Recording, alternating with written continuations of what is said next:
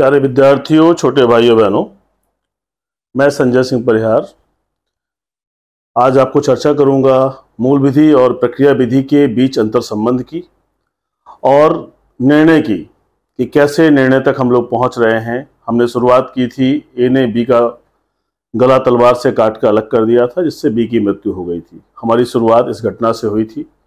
CrPC के बहुत सारे प्रावधान लागू हुए, हमने बहुत सारी बातें आपको बताई। हमने बताया कैसे अरेस्ट होगा, कैसे इन्वेस्टिगेशन होगा, कैसे रिमांड पर लिया जाएगा, आरोप पत्र कैसे आएगा, जमानत की भी बात की, पुलिस कस्टडी और जुडिशियल कस्टडी की भी बात की। अब आज हम लोग फाइनल डे पे चल रहे हैं, जजमेंट का डे है। क्या होने जा रहा है, कैसे घटनाएं होती हैं, आइए देखते हैं। पहले विद्यार्थियों, हमने आपसे चर्चा किया था कि जो ए और बी की बात हमने आपसे की थी, ए और बी अब कहां पहुंच गए हैं? अब ए और बी पहुंच गए हैं न्यायालय में। पूरा मैटर न्यायालय में पहुंच गया है। हमें ये लाइन को हटाना होगा। हाँ, ए और बी अब कहां पहुंच चुके हैं? न्यायालय में। अब न्यायालय में पहुंचने पर क्या स्थिति होगी, ध्यान दीजिएगा। एक तरफ ए आरोपी है, इसे हम लोग क्या कहते हैं? आरोपी, क्योंकि इस पर आरोप लगा हुआ है। और दूसरी तरफ कौन है? जो बी मृत है, जो मर गया बी, उसका परिवार है, यानी पीड़ित परिवार है। पीड़ित परिवार। अब बी के साथ में राज्य खड़ा हुआ है, क्योंकि राज्य ने देखा है अपने कि राज्य इसलिए खड़ा है क्योंकि बी के प्राणों की रक्षा नहीं कर पाया। बी के साथ में राज्य खड़ा है, पुलिस खड़ी है, और इनके मामले की पैरवी करने के लिए एपीओ, पीओ और एसपीओ जैसे अधिकारी हैं। इन्हें हम कहते हैं अभियोजन अधिकारी।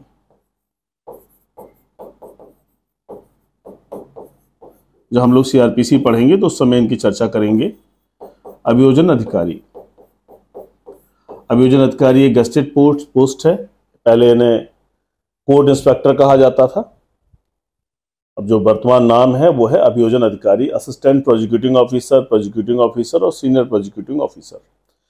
तो अभियोजन अधिकारी यानी सरकार की तरफ से आपराधिक मामले में खड़े होने वाले वकील हैं।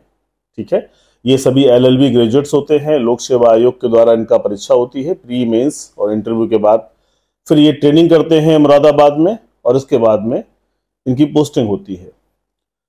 यहां पर ए आरोपी खड़ा हुआ है, ए के साथ में कोई और नहीं होगा, यहां पर इनका प्राइवेट वकील होगा।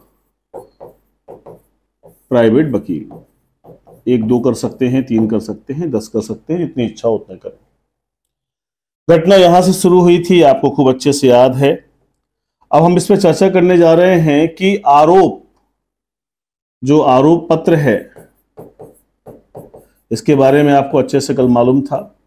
आरोप पत्र जो है किसने पेश किया था? पुलिस ने किया था। और आरोप पत्र क्या है, मैंने पूर्वी कक्षाओं में आपको बताया है। जिन्होंने नहीं देखा है आगे देख लेंगे बैक करके चीजों को। अब मामला यहां से यहां आ रहा है। आरोप पत्र तो पुलिस ने पेश किया, लेकिन आरोप लगाता कौन है? तो कहा गया है कि आरोप मजिस्ट्रेट लगाता है। एक क्वेश्चन आपका हो गया कि आरोप कौन लगाता है? तो आरोप मजिस्ट्रेट लगाता है। आरोप पत्र कौन प्रस्तुत करता है? तो पुलिस प्रस्तुत करती है। अब देखिए, आपके सामने आरोप लगने जा रहा है। जैसे मान लीजिए कि कुछ देर के लिए कल्पना करिए मैं मजिस्ट्रेट हूं और मैं कहता हूं कि मैं मजिस्ट्रेट फला फला, आप आरोपी ए पर यह आरोप लगाता हूं कि आपने तलवार से बी का गला काट कर अलग कर दिया, जिससे बी की मृत्यु हो गई। यह अपराध भारतीय दंड संहिता की धारा 302 में दंडनीय है। यदि आप इस अपराध को स्वीकार करेंगे तो न्यायालय आपको इसी वक्त दंडित कर सकता है। यदि आप अपराध को नहीं स्वीकार करेंगे तो न्यायालय आगे की कार्रवाई प्रारंभ करेगा, गिल्टी और नॉट गिल्टी। अगर आप गिल्टी कहते हो तो न्यायालय कन्फेशन ले लेगा, आपकी संस्वीकृत ले लेगा और उस बयान को दर्ज करते हुए अपना आदेश देगा। इस समय रहम कर सकता है न्यायालय, हो सकता है मृत्युदंड न देकर आजीवन कारावास दे दे। लेकिन अगर आपने स्वीकार नहीं किया तो फिर बदल जाएंगी चीजें। जनरली आदमी 99% कहते हैं नॉट गिल्टी, हमने ऐसा अपराध नहीं किया है, ताकि न्यायालय अपनी कार्यवाही प्रारंभ करे। तो आरोप किसने लगाया? न्यायालय ने लगाया या मजिस्ट्रेट लगाया? ध्यान रखिएगा इस चीज को। अब आरोप लग गया, मान लीजिए उससे कहा गया, तो वो ये स्वीकार क्यों करेगा? उसने स्वीकार किया। अब कार्यवाही प्रारंभ हो रही है। अब इस पक्ष के वकील अपने साक्ष्य और सबूत पेश करेंगे और उस पक्ष के वकील भी अपने साक्ष्य और सबूत पेश करेंगे। दोनों तरफ से साक्ष्य और सबूत आएंगे। दोनों की बात की वैल्यू तब होगी जब इस तरफ के साक्ष्य को यहां का वकील क्रॉस एग्जामिनेशन करेगा और इस तरफ के साक्ष्य का यहां का वकील यानी जो अभियोजन अधिकारी है क्रॉस एग्जामिनेशन करेंगे। इससे सत्यता का पता लगेगा। क्रॉस एग्जामिनेशन जिसे कहते हैं हिंदी में प्रतिपरीक्षा। प्रतिपरीक्षा, ये प्रतिपरीक्षा का मतलब होता है सत्यता को देखना। इसमें तमाम तरह के प्रश्न पूछे जाते हैं, सूचक प्रश्न आते हैं और तमाम तरह की बातें आती हैं जिससे कि सत्य का पता लगाया जा सके, साक्ष्य से सत्यता को निकाला जा सके, है ना। इसलिए दोनों पक्ष अपने बातों को रखेंगे। फिर इसके बाद जब दोनों पक्ष अपनी बातों को रख लेंगे तो न्यायालय किसी नतीजे पर पहुंचेगा। ध्यान दीजिएगा, न्यायालय के मस्तिष्क में कुछ नहीं है। न्यायालय के सामने बस इतना है कि ये आरोपी है और ये पीड़ित है। अब न्यायालय के सामने यह है कि जो पलड़ा भारी होगा उसी को माना जाएगा। इसीलिए न्याय की देवी की आंख में पट्टी बंधी हुई है और हाथ में है तराजू। ये तराजू क्यों है? ताकि पट्टी बांधकर इसलिए रखा गया उन्हें, या वो स्वयं पट्टी बांधे हुए हैं, ताकि किसी जाति, धर्म, रंग, रूप, मजहब, लंबाई, चौड़ाई, सुंदरता, इन किसी बातों का उस देवी के मस्तिष्क पर प्रभाव ना पड़े और वो तराजू में रखे गए चीजों के आधार पर निर्णय कर सके। तो ध्यान देने की जरूरत है कि न्यायालय की भूमिका यही होती है कि अब पलड़ा किस तरह भारी हो रहा है। यानी अगर पुलिस द्वारा दिए गए साक्ष्य और सबूत ये स्पष्ट कर देते हैं कि हर हाल में ये और ये ने ही अपराध किया है, तब फिर निर्णय बदलेगा। अगर प्राइवेट वकील कुछ ऐसा साबित कर दे कि नहीं भाई ऐसा नहीं हुआ है, फंसाया गया है, तो फिर निर्णय इधर चला जाएगा। यानी निर्णय क्या हो सकता है? निर्णय हो सकता है कि या तो हम कहें कि दोष सिद्धि हो जाए या हम ये कहें कि दोष मुक्ति हो जाए। यानी पनिशमेंट हो सकता है या एक्विटल हो सकता है, दोनों में से कुछ भी हो सकता है। निर्णय दोनों आ सकते हैं। देखिए, अब निर्णय अगर दोष सिद्धि का आने वाला है तो ध्यान दीजिएगा, न्यायालय के सामने दो सिद्धांत होते हैं, उन सिद्धांतों को भी ध्यान रखना होगा। ये दो सिद्धांत कौन से हैं? दो सिद्धांत, पहला है कि चाहे 10 में से 9 अपराधी छूट जाएं, पर एक निर्दोष को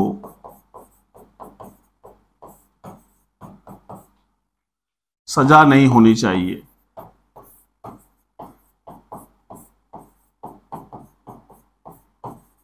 बिल्कुल सामान्य भाषा में सारी बात को दिमाग में रखिए।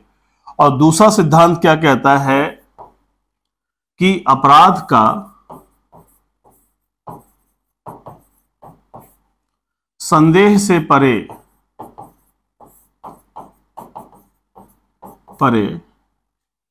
साबित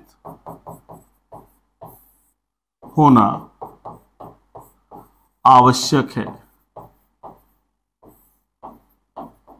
संदेह से परे का क्या मतलब है? Beyond all doubts. न्यायालय कभी जल्दबाजी नहीं कर सकता, न्यायालय कभी लापरवाही नहीं कर सकता कि इस सिद्धांत को फॉलो ना करे, इस सिद्धांत को फॉलो ना करे। यानी उसे देखना होगा कि एक निर्दोष व्यक्ति जो इनोसेंट है,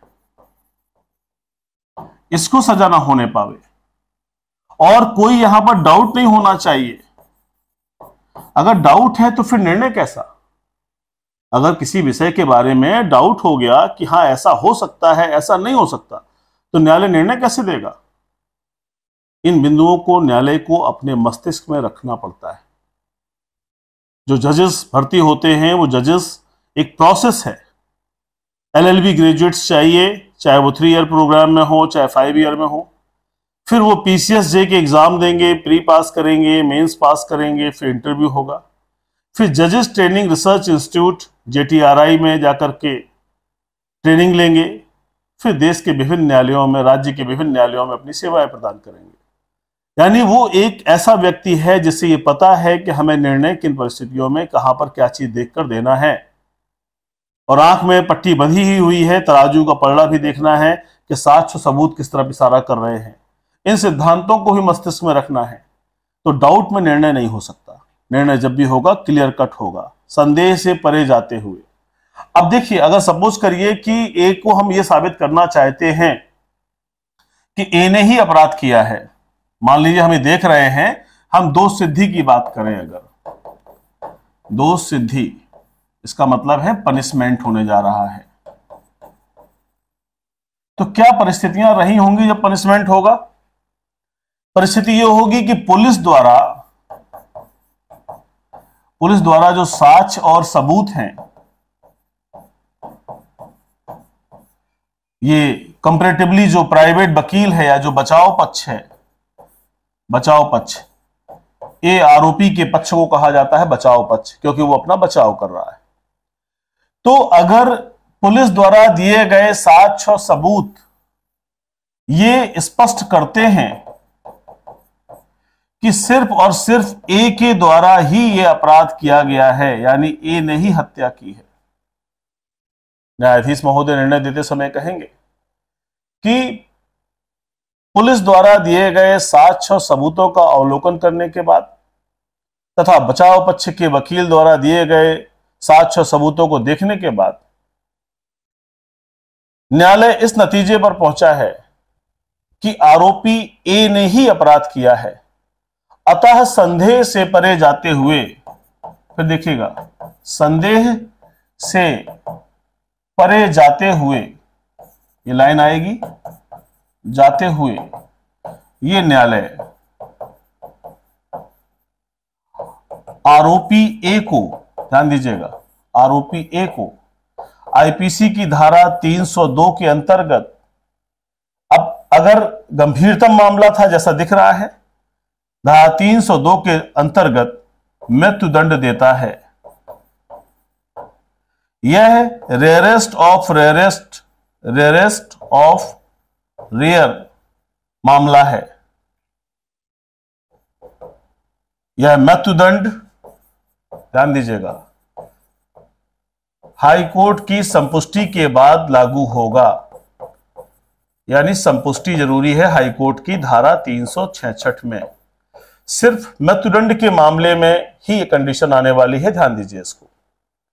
तो न्यायालय ने क्या कहा कि पुलिस द्वारा दिए गए साक्ष्य सबूतों का अवलोकन करने के बाद यह न्यायालय इस नतीजे पर पहुंचा है कि आरोपी ए ने ही यह अपराध किया है। अतः संदेह से परे जाते हुए आरोपी ए को भारतीय दंड संहिता की धारा 302 के अंतर्गत मृत्युदंड दिया जाता है और यह मृत्युदंड हाईकोर्ट की संपुष्टि के बाद लागू होगा।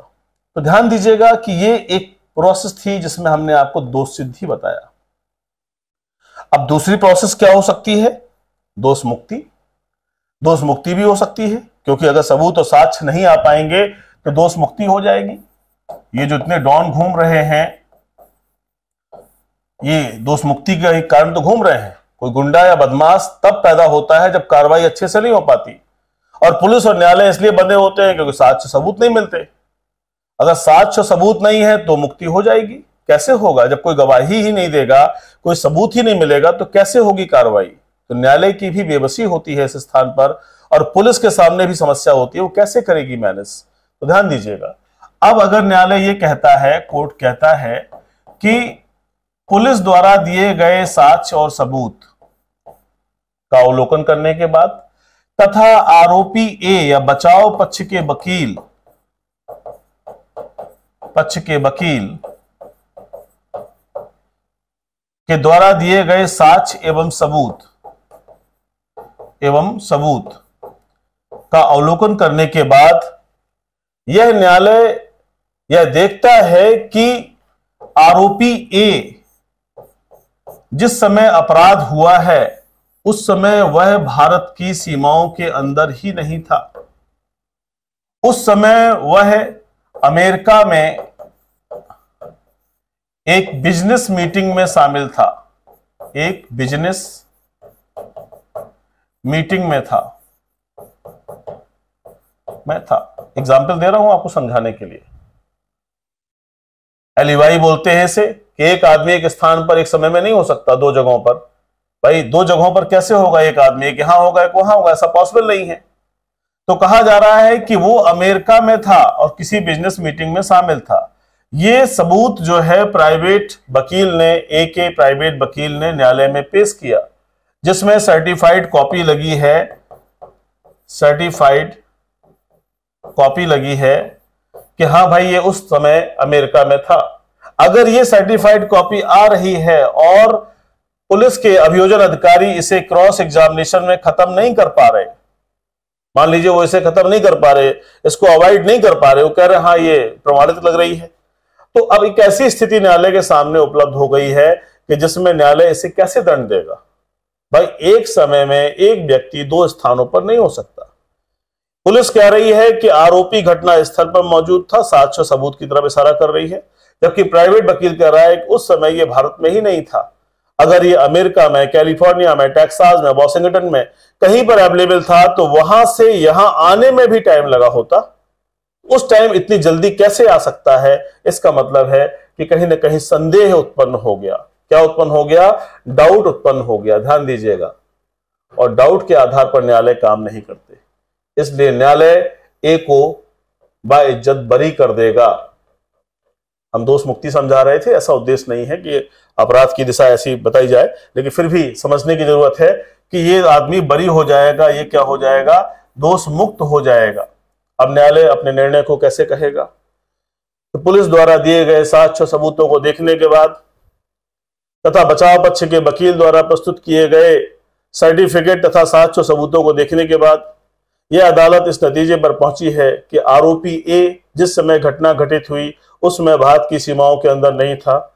वह अमेरिका में एक बिजनेस मीटिंग अटेंड कर रहा था, जिसका सर्टिफिकेट कॉपी हमारे पास उपलब्ध है। इस साक्ष्य को मद्देनजर रखते हुए अदालत इस नतीजे पर पहुंची है कि आरोपी ए इस अपराध के लिए दोषी नहीं है और उसे बाइज्जत बरी किया जाता है। पुलिस को हिदायत दी जाती है कि किसी भी प्रतिष्ठित आदमी के खिलाफ आरोप पत्र लाते समय इन समस्त पहलुओं पर ध्यान रखें।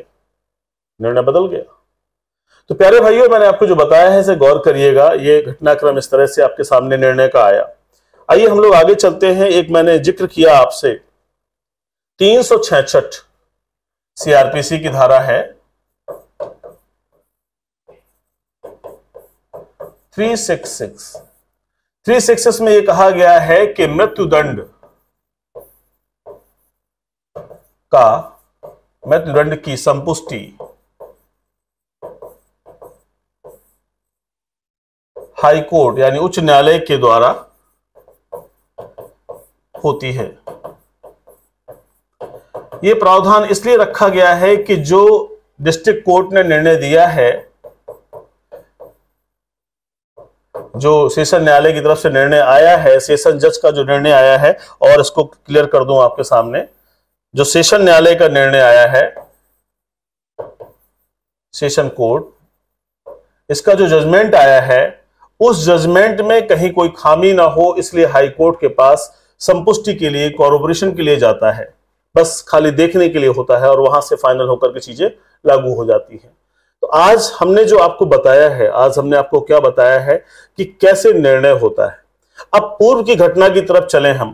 पूर्व की घटना मैंने आपको क्या बताई थी कि ए ने बी का गला तलवार से काटकर अलग कर दिया था। अब इतनी बात के लिए हमें पता थी कि सजा धारा 302 में है। हमें पता था कि ये डेथ पनिशमेंट होगा या लाइफ इंप्रिजनमेंट होगा और क्या होगा? फाइन होगा।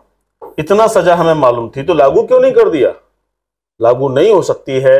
क्यों नहीं हो सकती है, ध्यान दीजिएगा। इसका मूल सिद्धांत क्या कहता है कि भारत में रूल ऑफ लॉ है, रूल ऑफ लॉ है, यानी विधि का शासन है। किसी भी बात को मनमानी नहीं कराया जा सकता। पुलिस भी जान रही है किसी ने मारा है, लेकिन पुलिस कुछ नहीं कर सकती क्योंकि न्यायिक प्रक्रिया का हिस्सा है, उसे कोर्ट में पेश करना पड़ेगा और न्यायालय दंडित करेगा। यही तो हमारी विशेषता है। और इसी विशेषता की वजह से कई बार हमें देरी का भी सामना करना पड़ता है, क्योंकि हमें आरोपी को भी सपोर्ट करना होता है। देखिए, ध्यान दीजिएगा, हमारी विधिक व्यवस्था क्या कहती है कि जो ए आरोपी है और जो बी पीड़ित है, न्यायालय कहता है कि हमें तो नहीं पता कि किसने क्या किया है, कैसे किया है, हमारे पास तो साक्ष्य सबूत लाए जा रहे हैं। तो जब तक चीजें साबित ना हो जाएं, तब तक हम ना तो किसी को दोषी मान सकते हैं, ना ही हम उसे दंडित कर सकते हैं, और ना ही हम उसे दोष मुक्त कर सकते हैं। ऐसे में विधि के शासन को ध्यान में रखते हुए जो प्रक्रिया है वो सीआरपीसी के अनुसार अपनाई गई है, और जो दंड है वो आईपीसी के अनुसार अपनाया गया है। इन दोनों किताबों के बिना हम किसी अपराध के संदर्भ में विचार ही नहीं कर सकते। हमें इनके लिए विचार करने के लिए जरूरी है कि दंड तो हमें पता चल गया है, लेकिन लागू करने के लिए बिना सीआरपीसी के संभव नहीं है। 2014 के एग्जाम में जो यूपीएसआई का एग्जाम हुआ था, उसमें ये वाली किताब नहीं थी, सिर्फ आईपीसी के कुछ प्रावधान थे। लेकिन 2017 में साफ साफ लिख दिया गया, नाम ही लिख दिया गया, दंड प्रक्रिया संहिता। और फिर 2022 में जो एग्जाम कंडक्ट हुआ उसमें भी क्वेश्चन आए हैं। तो हमें पढ़ना ही पढ़ना है। इसके अलावा जो एपीओ और पीसीएसजे की तैयारी कर रहे हैं वो भी इस कॉन्सेप्ट के माध्यम से चीजों को समझ सकते हैं। आने वाले समय में पीसीएसजे का इंटरव्यू भी होने जा रहा है, तो पीसीएसजे के इंटरव्यू में भी ये सारे क्वेश्चंस ऐसे ही फॉर्मेट में आने वाले हैं। छोटे छोटे क्वेश्चन से आपकी चीजों को पता लगाया जाता है कि आपकी लॉ के प्रति क्या समझ है, इसके प्रति क्या समझ है। परीक्षा पास करना और एक्सप्लेन करना दोनों इंपॉर्टेंट विषय हैं, अलग अलग बातें हैं, दोनों को ध्यान में रखना पड़ता है। तो प्यारे विद्यार्थियों, मैंने आज आपको निर्णय के बारे में बताया। उम्मीद करता हूं आपको समझ में आया होगा। बहुत जल्दी तमाम चीजें आपके सामने आने वाली हैं। संविधान के कुछ पहलुओं पर भी हमारी कक्षाएं आपके पास आने वाली हैं, जो बेसिक कॉन्सेप्ट को लेकर के हैं। आज मैंने अभी जो मूल विधि में आपको चर्चा की है, ये सब बेसिक है। अगर जो पूर्व की कक्षाएं भी, वो भी बेसिक हैं। इन सब पर विस्तार से चर्चा होना आवश्यक है, क्योंकि क्वेश्चन गहराई से आते हैं। ये सिर्फ एक कॉन्सेप्ट बिल्डिंग के लिए था, ताकि सारी चीजों को आप बेहतर तरीके से समझ सके। फिर जब हम उस पर महल बनाएंगे, जब उस पर हम किला बनाएंगे, तो वो एक बेहतर किला होगा, उसकी नींव मजबूत होगी। अपना बहुत ख्याल रखिए, पढ़ाई करते रहिए, और भी कक्षाएं जो आ रही हैं उन्हें देखते रहिए। तैयारी निरंतर होनी चाहिए। जीवन में सफल होने के लिए हर समय तैयार होना पड़ता है, हर समय युद्ध की स्थिति में रहना पड़ता है। हारने से कुछ नहीं होने वाला है, लगातार रहने से ही कुछ मिलने वाला है। जय हिंद।